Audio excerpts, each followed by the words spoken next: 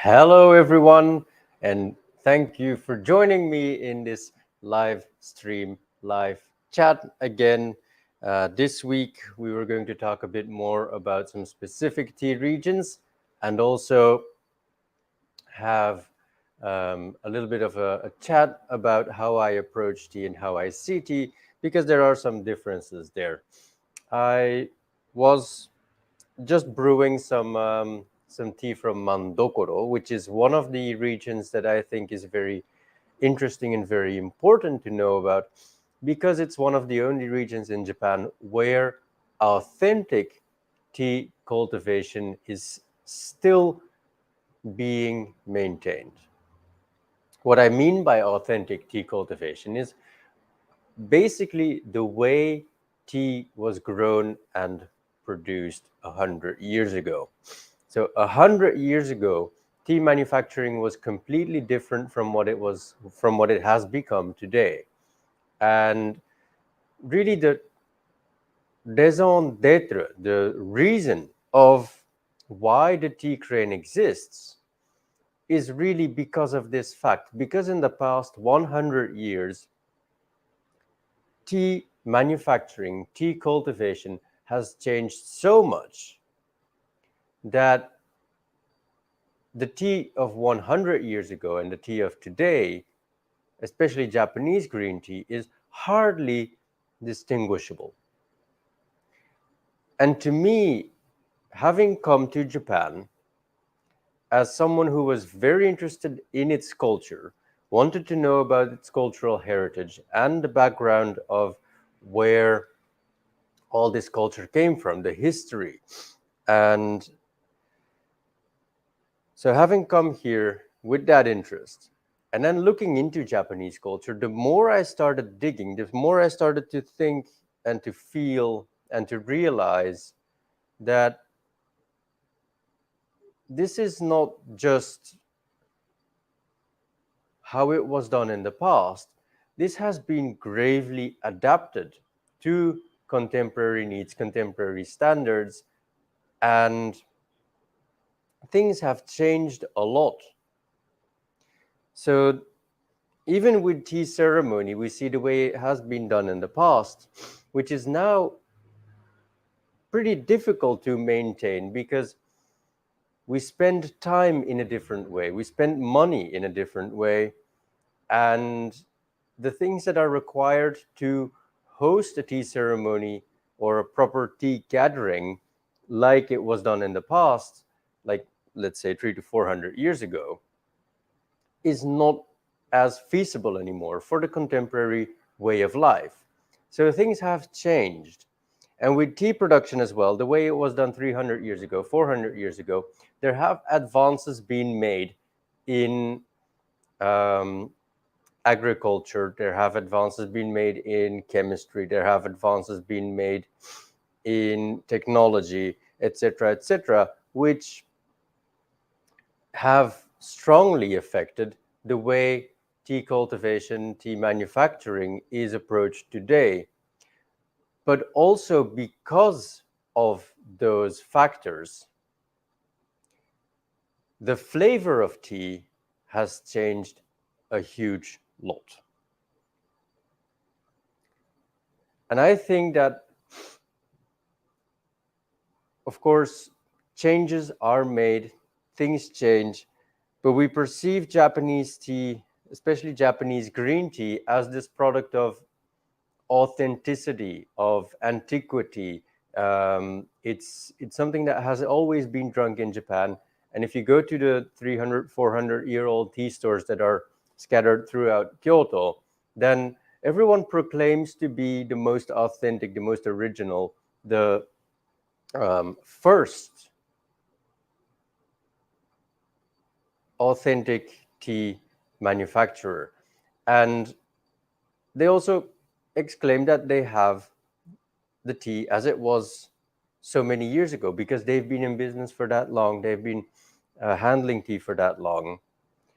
Whereas if you clearly look to how tea manufacturing has changed, especially over the past 70 to 50 years, then you can already start to see that what is drunk today is not in any way near anymore to what was drunk 100 years ago. And that's why I enjoy this Mandokoro Sencha, which I'm going to enjoy right now so very much, because here in this region, everything is still done by hand. The tea gardens are cared for by hand. The tea leaf is plucked by hand. They have a very, very tiny factory where they process the tea leaf and where they make the tea. But it's all authentic like it was 100 years ago. They haven't changed. And it's mostly advances in the use of chemicals, the use of machinery that have affected tea manufacturing. And those advances have not been adopted in this tea region. They have not been adopted in Mandokoro. And that is what makes this tea so very unique. Now, you also realize when you drink the tea from Mandokoro that the flavor profile of a tea like this is completely different from the regular standard sencha that you can find nowadays. And where does that flavor profile differ? I would say mostly in the fact that it is not as rich in umami flavor. The umami flavor is something that was really favorable, especially after World War II, when we know that in all households, something called Ajinomoto, which is a Japanese manufacturer of basically MSG, and they sold it just like salt as something that you could add to your food.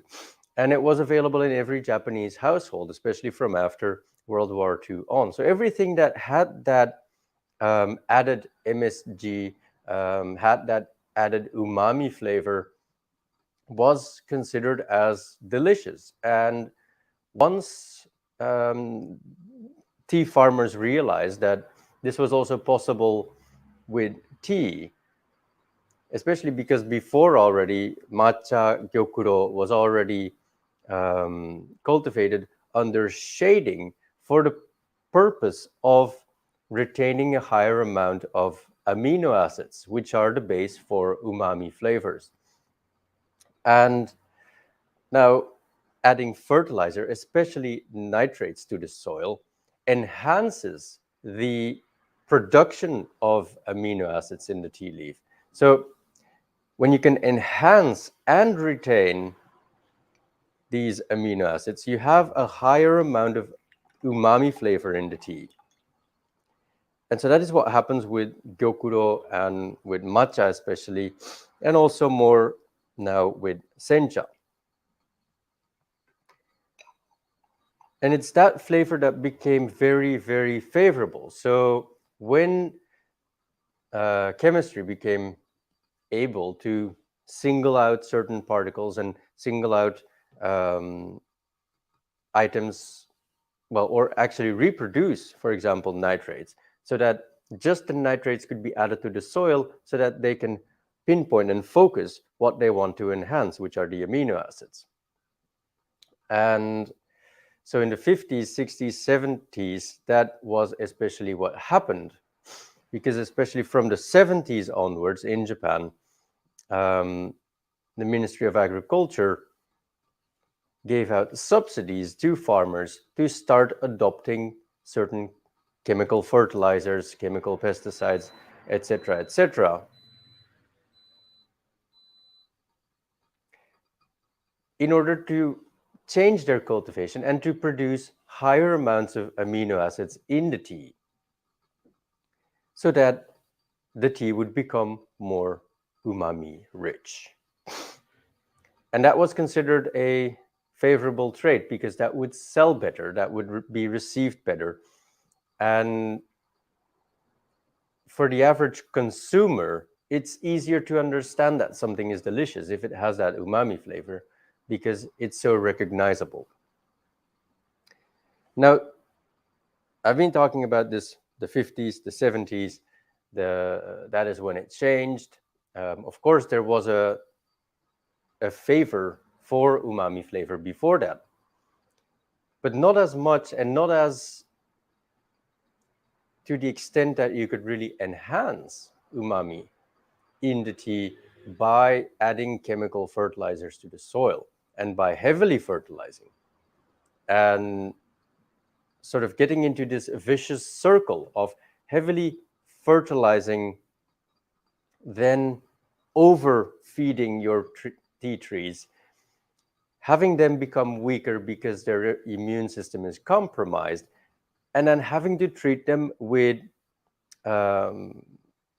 pesticides because they can't be harmed by external factors, because if bugs or external factors harm them, then diseases happen. And you don't want it to happen to some entity that is immune compromised. So this is a little bit of a vicious circle of where it went down to. But then if we have our Mandokoro sencha, then you see that it is not as rich in umami flavors. The tea has been fertilized a little bit with some natural substances that can be found in the direct environment, like fallen leaves and branches. There's a compressory for canola oil, and so the leaves of the canola oil, the canola seeds, they are used to fertilize the tea as well, as it is a very suitable fertilizer, and because it's organic, it's also and it is very rich. So it's been fertilized, but only in a natural way, a little bit, so to enhance some of the flavor. And then it's not been shaded, nothing's really done to it.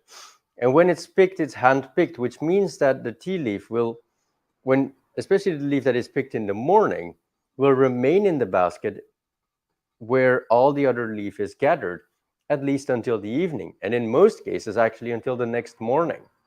So that will cause the leaf to start to wither and oxidize slightly. And what oxidation does to the tea, if you look at oolong or black tea, oxidation basically makes the tea go brown. And if you let it go completely, it will become like black tea. And that alters the fragrance, the aromas of the tea. And so that is also what happens with Mandokoro tea to a little extent. So as opposed to enhancing the flavor of umami in the tea as much as is done with contemporary tea, Mandokoro likes to keep its tea trees naturally strong, and obtain only what the tea intends to provide us with and what the environment has intended as nourishment for the tea, so that we can enjoy tea in a more natural way, can enjoy tea in an authentic way. And also through the withering and through the circumstances in which the tea is manufactured and produced, we get a completely different flavor and aroma profile. And that makes Mandokoro tea so interesting, and also inspired me to look for other teas throughout Japan that are produced according to similar procedures, similar of my values that I stand for as the tea crane.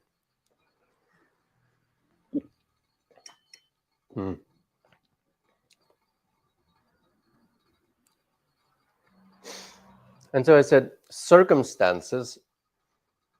It's the circumstances in which the tea tree is grown, in which the tea is harvested, in which the tea is produced, that all affect the flavor. And the more you control the circumstances, the more you can control the outcome as well. And that is what contemporary tea manufacturing does. But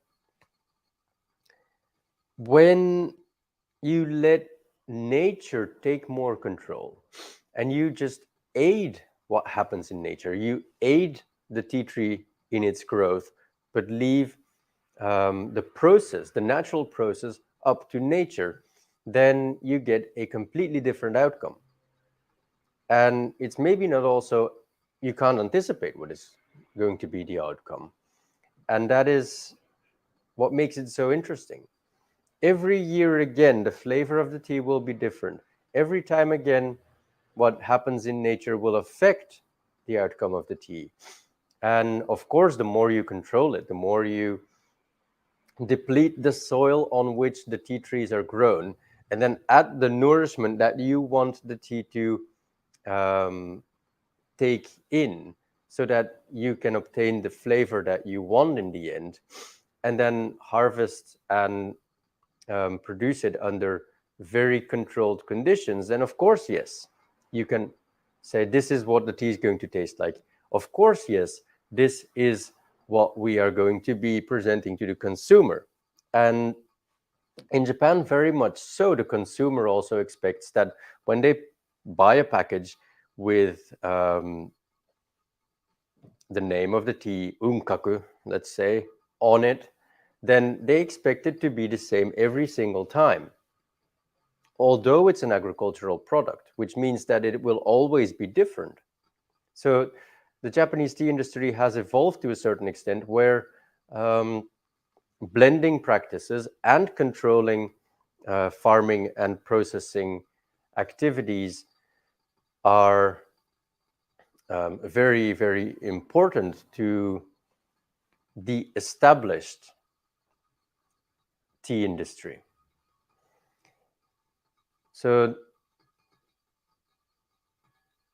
with the tea crane, I decided that I wanted to go the natural route and discover more, what does tea taste like 100 years ago? Where did tea come from? And when there was no machine equipment available, when there was no chemicals available that could sort of enhance certain traits of the tea, etc. When you didn't have as much control as was made possible after the 50s, how did they brew their tea and what did it taste like? And in that search, I've come to discover more organic tea producers throughout Japan that make tea according to these standards. And some of them that I've made my standards are, I look for seed-grown tea trees as opposed to cultivar bushes, because cultivars are produced from cuttings, which are effectively clones. Japan's very good at that.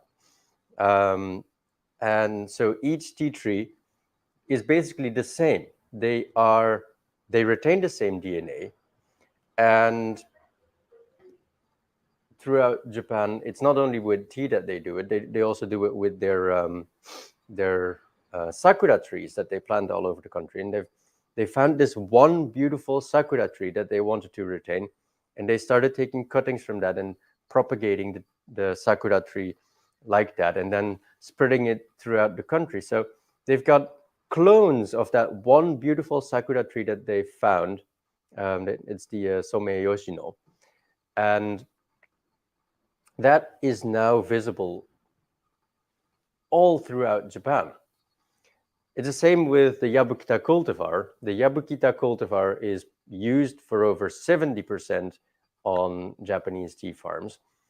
And it's all the same bushes. So you know what kind of tea tree you will get. You know what kind of outcome you will get to a certain degree. But in the past, these cultivars, they were not available. The method of reproducing tea trees from cuttings was not as common. It was mostly through seed propagation that tea trees were planted and that tea farms were created. So that adds more incontrollability to the tea manufacturing process. Tea farmers don't know what is going to come out of it. And more really is that each tea that comes from a seed is different. So you get different traits, different colors of leaf, different growth speeds, different height, different shape of leaf, etc. And so you get a natural blend, really, of a whole kinds of species of all individually different and unique tea trees. And that is how it was in the past. So I think that makes it very um, interesting to go back to those roots. And then, of course, organic, because chemicals were not available 100 years ago. So organic farming is what it is, what it has always been. For, let's say that tea farming in Japan properly started in the 1200s. That is 800 years of tea growing in Japan. Until the 50s, for 750 years, everything was always seed grown and organic. Now, when you ask the tea farmers, why don't you go organic? Why don't you grow it organic? They say it's impossible. You can't grow tea organically. Well, there are enough farmers, tea farmers, that can prove them wrong. But what they mean by saying it's impossible is that they can't retain their yield if they grow organic. Because they've been able to enhance the growth of the tea trees through artificial fertilization, they've been able to obtain a larger yield and obtain a product that has flavors enhanced, is richer, is maybe brighter in color, is better accepted on the market as it has come to be. So if they say now we're going to go organic, then yes, it will be more difficult to receive those traits. But the traits that they are receiving nowadays are only there because of chemical fertilizers, artificial products that they use, and have nothing to do with what is authentically tea, what is authentically nature. So 750 years of organic tea production, and I find it interesting to go back to that. Now, I can keep talking on and on and on and on about this topic. I actually wrote a whole book about it. For those, if you have not seen my book, get a copy of my book, The Story of Japanese Tea. It's available on Amazon. I talk more about these aspects. I talk more about the roots. I talk more about how different tea how different tea species are cultivated, what differences are between cultivation, and how they are being differently processed. So these things are, and there's a little bit of history. There's a whole chapter on matcha. There's a whole lot about Japanese tea, and it's really how I perceive Japanese tea from this perspective, that authentically nature was more in play.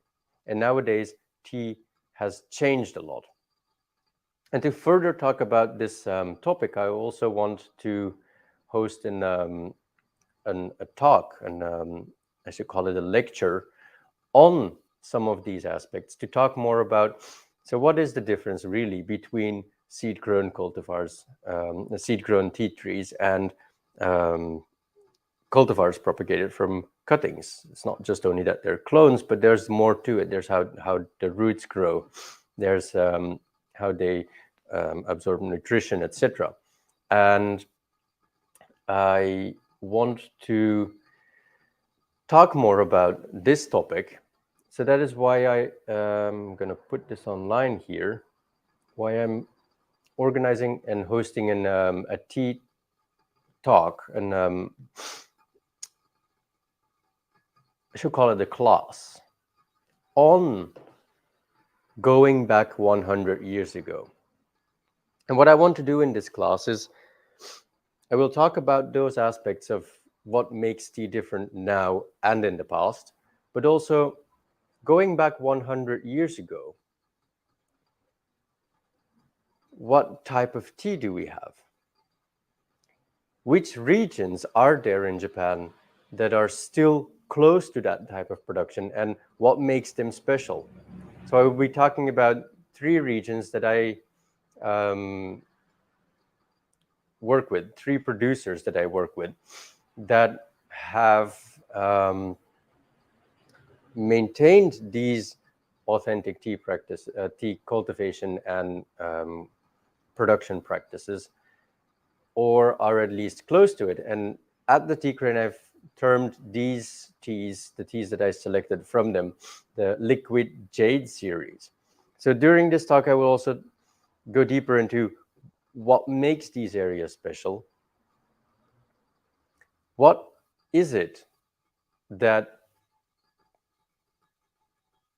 makes me see them as a region that has retained their authenticity as it was 100 years ago? And how, and I think this is the most important part of the talk, how has, from 100 years ago to today, tea growing, tea manufacturing changed? Where it was all by hand 100 years ago, and where there was not chemistry available, what are the things that have changed? How has it changed? And what has it become today? That's what I really want to talk about in this chat. And I put the link down so you can go and have a look. The links are also shared on YouTube.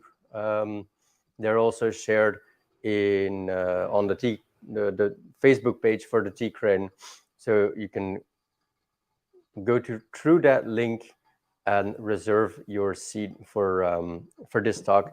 I definitely want to talk more about this topic and to really give a clear outlook on what was better tea 100 years ago, and now how has it become? So I think that is a very important aspect of talking about tea and becoming more aware about tea. And once you start looking at tea like this, then you inevitably become closer to nature. You start looking at tea in a different way. You start looking at nature in a different way, because you start to understand that if you let tea be tea, then it will grow. A tea tree does not need our intervention to grow. So if you let it grow, it will produce tea leaf. And when you obtain those tea leaf, you will be gifted with the nutrition, the nourishment, the wealth and goodness that nature has provided for that tea tree to develop, with the energy of the environment. And really, that is what you get from the tea. So the teas in itself are different because they were grown in a thriving environment. They were not pushed in a certain direction. They are free. They are authentic. And gradually you will start to see how the nature affects the tea. When you learn more about the roots, you will see how a healthy tea bush grows its roots, as opposed to a cloned tea bush. And it makes so much sense that you can also start to apply that knowledge on human life, because no different from tea trees are humans.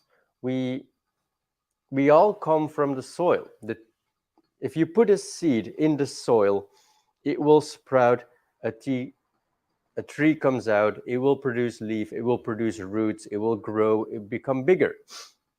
It's just like humans. We come out of the womb, we're tiny, then we start eating and consuming things that we, most of it, get from the soil, get from nature, and then we grow this huge body. The tea gets all its nourishment from the soil. We get all our nourishment from the soil. We get our tea from the soil. And it makes you aware of where existence comes from, where existence goes to, what our place is in this existence, and the more what we want to make out of it, what we need to make out of it, why we are here for. And I think in a talk a few times ago, there's a yogi guru that I follow, and I also follow some of his yogic practices. And he's doing a movement on soil. It's called Save Soil, Conscious Planet, Save Soil. And what he's doing is absolutely fabulous, because he's talking about the desertification of the earth.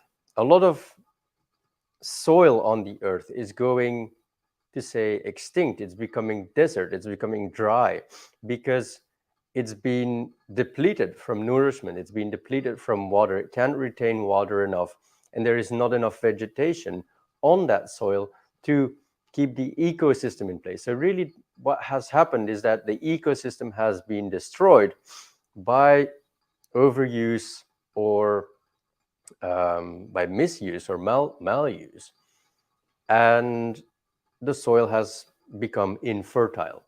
And so more and more soil is really being affected at the moment, and soil is, in his words, going extinct.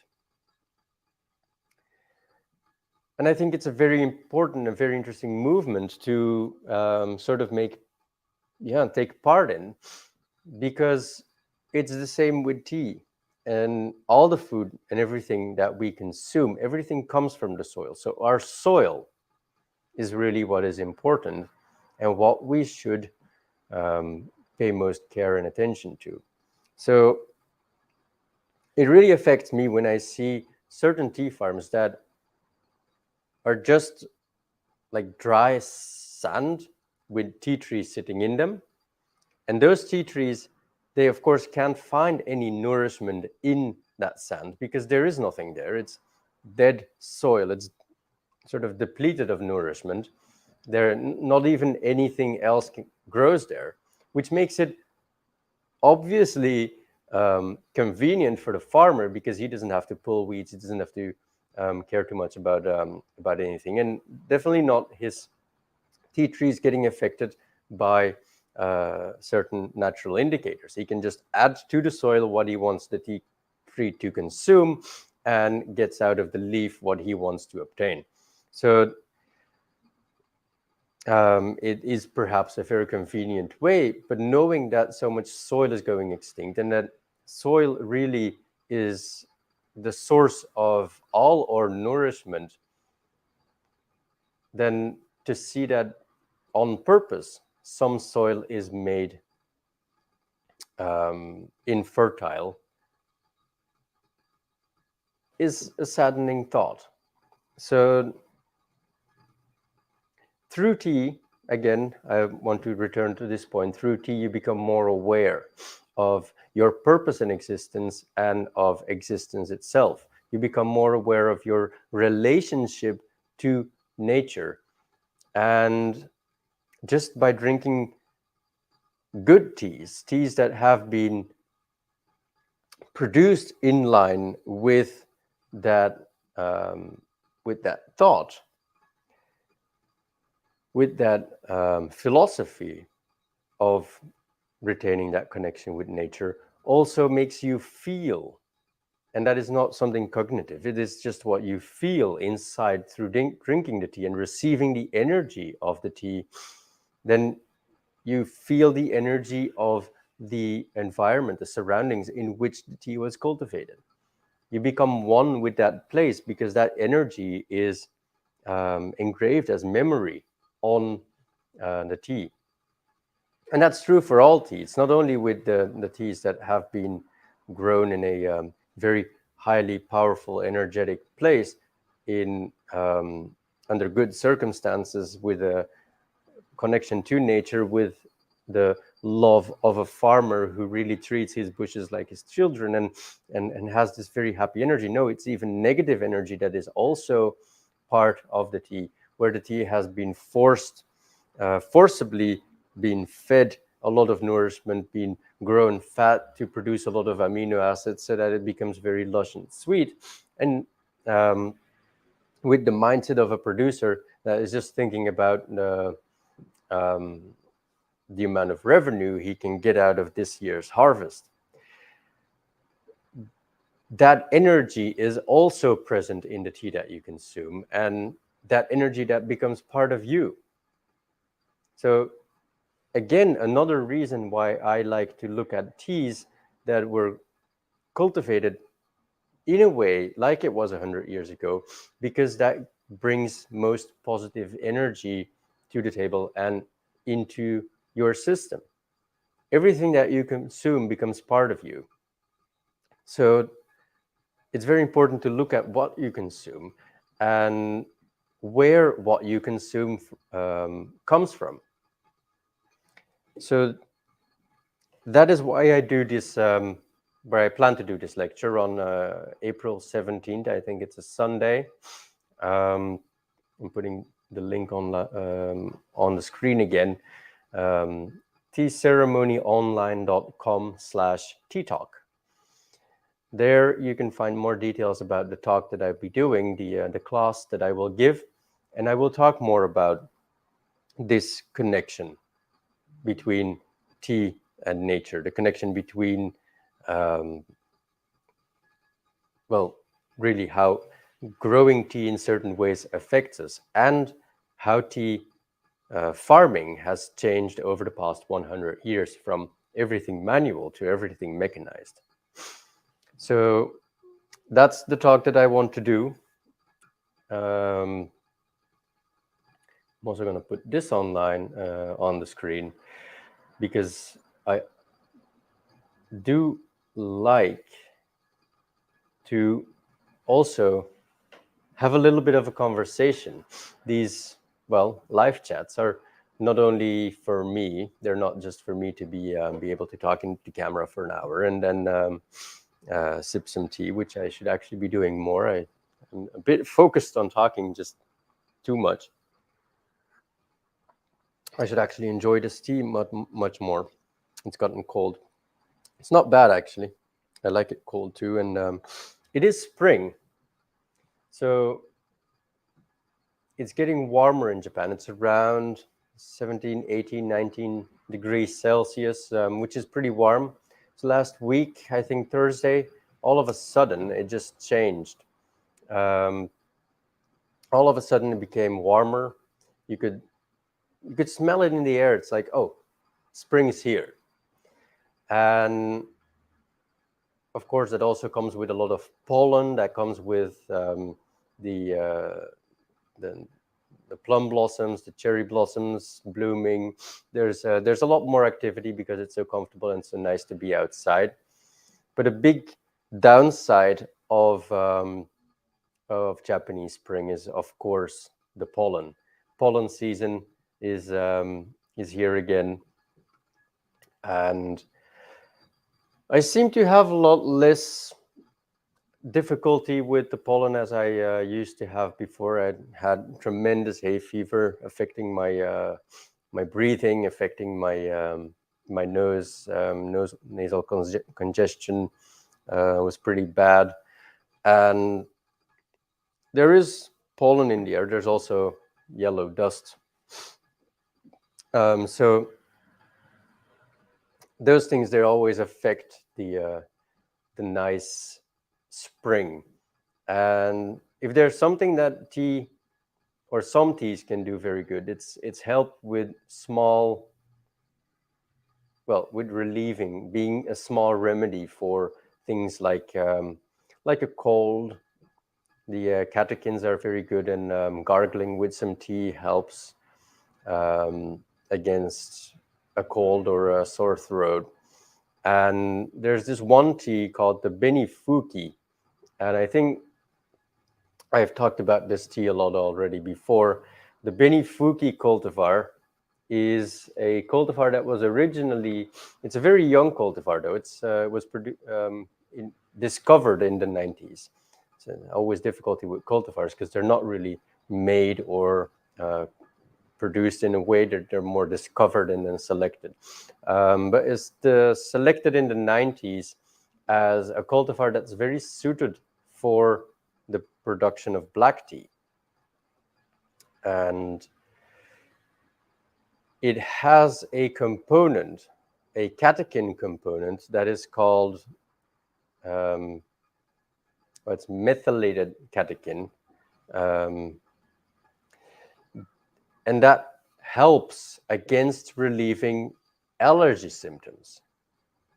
Now, with the Benifuki, it only works when it's boiled, because that methylated catechin component that does not release into the boil, into the brew, unless it is boiled for over 5 minutes. And so it really has to be extracted sufficiently.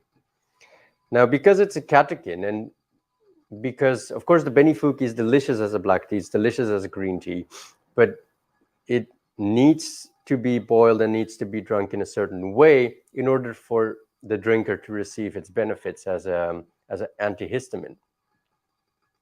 So one producer that I work with has made a Benifuki, and I'm going to show it to you. It's a Benifuki green tea that we have available, and it's from Nara, and it's a autumn harvest. And why a autumn harvest? Because that component that works as an antihistamine, the methylated catechin, it requires catechin, not amino acids. And the tea in spring is richer in amino acids than catechin, whereas as time progresses and the leaf becomes more coarse, then more catechin is produced. And especially throughout the warmer months, the amino acid has more potential to transition into catechins, etc. So autumn is really the season in which most catechins are produced within the tea leaf. And so for this Benifuki cultivar, also these methylated catechins. So it was harvested in autumn to have these catechins that work as an antihistamine in largest numbers. And then it was produced just as a regular green tea, and it is highly suitable for boiling so that you can extract all the antihistamine properties from the tea. Now, this tea needs to be boiled. The best thing to do is to get about 2 grams for 100 milliliters and boil it for over 5 minutes. It needs to be boiled for over 5 minutes. And then you basically drink the extract. It's a little bit on the bitter side. It's not terribly bitter. I find it nice. It's got some astringency to it. And of course, you know, a bitter medicine always works best, is what they say. So it's very similar to a lot of Chinese kind of medicine. But if you have allergies, if you have issues with hay fever, pollen allergies, then I would say try this Benifuki and see if it works for you. I'm not promoting this as a medicine. I'm not a doctor. I'm not anything of that sort. It's not, this is medicine. It will cure your allergies. It will make it all go away. No, but it might relieve it a little bit. And this particular catechin has certain properties that are proven to work. Now, it could work for you, it could not work for you. It sometimes works for me most of the time. Sometimes it doesn't do anything. But I prefer trying things like these and going with a natural approach than having to take these antihistamine pills.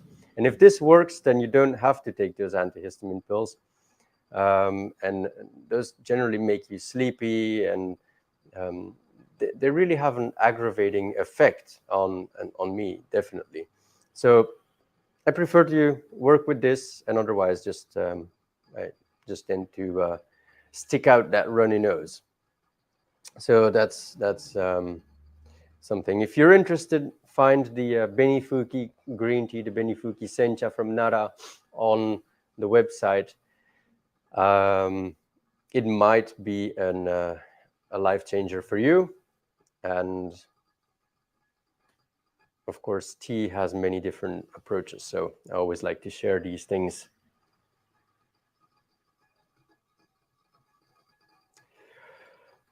Okay, well,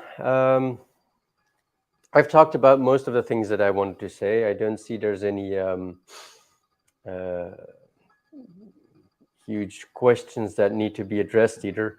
It's always a fun moment, a fun time to have a chat like these, and to, well, just create some time to talk about certain aspects of tea, to introduce some things, to talk about some current affairs, and just to sip some tea again, which I should do more often because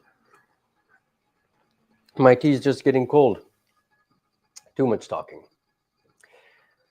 Okay, I think that is where I will leave it at for today. Thank you for having been here. The video and the audio will still be up. So if you want to go back, or if you hadn't seen it and you're going to watch it now, then that's also possible. And I look forward to seeing you again next week. Next week, I will be here with Linnea again, and we'll be talking about what you can do with spent tea leaves. So tea leaf that you have used to infuse tea from, and instead of having to throw that tea leaf away, what are some approaches that you can take? What are some things that you can do with it? And I think that's a very lucrative talk, very interesting talk, very fun to talk with Linnea about, and also to share that with you.